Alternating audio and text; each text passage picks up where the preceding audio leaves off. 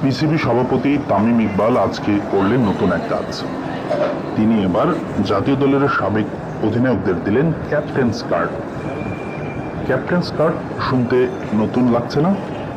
মনে হচ্ছে কৃষক কার্ড কিংবা সেবা কার্ডের নতুন কোনো ভার্সন।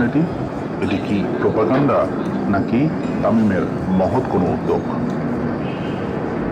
আপনারা কি মনে করেন, কেমন হলো তামিমের এই ক্যাপ্টেন্স কার্ড দেওয়ার উদ্যোগ? কমেন্টসে জানাবেন অবশ্যই।